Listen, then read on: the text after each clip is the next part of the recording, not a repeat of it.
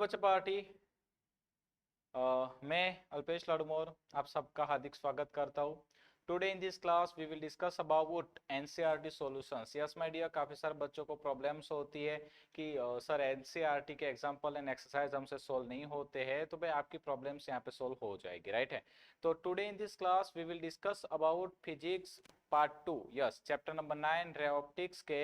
हम सबसे पहले बात करेंगे एग्जांपल सॉल्यूशंस के एंड देन आफ्टर हम उसके एक्सरसाइज भी सोल्व करेंगे। तो चलिए बच्चों, देर ना करते हुए हम स्टार्ट करते हैं। सबसे पहले example number 1 of chapter number 9। तो क्वेश्चन नंबर 1 कह रहा है बच्चों कि suppose that the lower half of the concave mirror reflecting surface is shown in the figure is covered with an opaque material. Yes my dear, तो in this question हमें कहा गया है कि हमारे पास एक कॉन्केव मिरर है।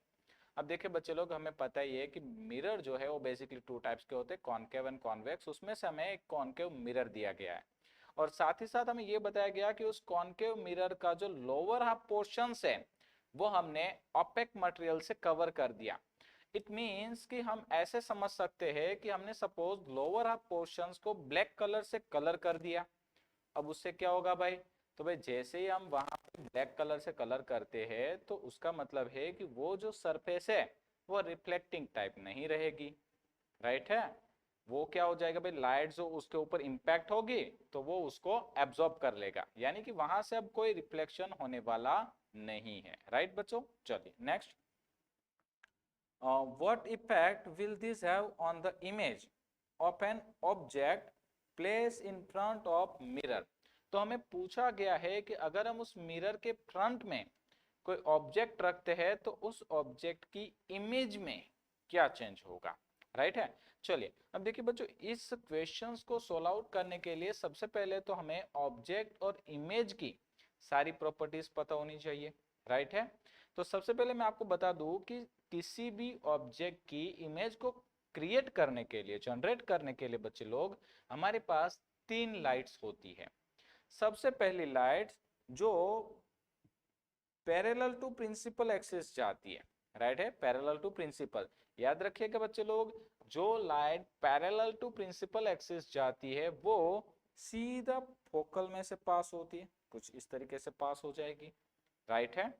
दूसरी लाइट होती है जो ऑब्जेक्ट में से डायरेक्टली पोल पे इंसिडेंट होती है। अब अगर कोई लाइट पोल पे इंसिडेंट होती है तो जितना इंसिडेंट एंगल होता है उतना ही रिफ्लेक्शन एंगल के साथ वो रिफ्लेक्ट हो जाती है, यानी कि पोल पे जितने इंसिडेंट एंगल पे जाएगी उतने ही रिफ्लेक्शन एंगल पे रिटर्न बैक होगी।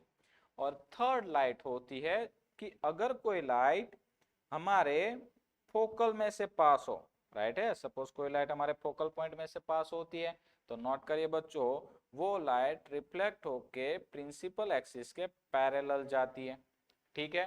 तो किसी भी इमेज को जनरेट करने के लिए हमारे पास तीन लाइट्स होती है। पहली जो पैरेलल टू प्रिंसिपल एक्सिस होगी वो फोकल में से पास हो जाएगी। दूसरी जो सीधी पोल पे जाएगी तो उतने ही इंसिडेंट एंगल और रिफ्लेक्टिंग एंगल दोनों सेम उसी हिसाब से वापस लौट जाएगी। और तीसरी जो फोकल में से पास होती है वो parallel to principal axis reflect होती है। समझ में आ गया बच्चे लोग? चलिए अब यहाँ पे ध्यान दीजिए। अब हमें क्या करना था, हमारे पास यहाँ पे एक ऑब्जेक्ट था ए बी, क्लियर। हमें उसकी इमेज बनानी थी, पर इमेज बनाने से पहले हमें कहा गया था कि ये जो लोअर हाफ पोर्शंस है वो हमें ब्लैक कलर से कवर कर देना है। मतलब ब्लैक कलर तो नहीं बोला गया बट ओपेक बोला गया है, तो हम मान लेते हैं कि सपोज ये ब्लैक कलर है, राइट। समझने में इजी रहेगा ना भाई।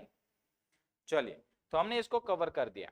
इट मीन्स अब ये जो हमारी सरफेस है वो रिफ्लेक्शन कर सकती नहीं है। तो देखते हैं हमारी इमेज पे उसकी क्या इफेक्ट होगी। सबसे पहले नोट करो बच्चों, अगर यहां से यस ये लाइट इंसिडेंट होती है, ठीक है, जो पैरेलल टू प्रिंसिपल एक्सिस जा रही है, तो ये तो भाई रिफ्लेक्ट होगी, पास होगी फोकल पॉइंट में से, क्लियर, एक लाइट गई।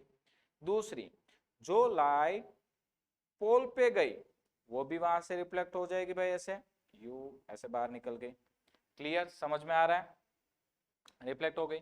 अब देखिए अगर हम बात करेंगे तीसरी लाइट की जो फोकल में से पास हो रही है, तो भाई जैसे ये लाइट आगे जाएगी तो इसका रिफ्लेक्शन होने वाला नहीं है।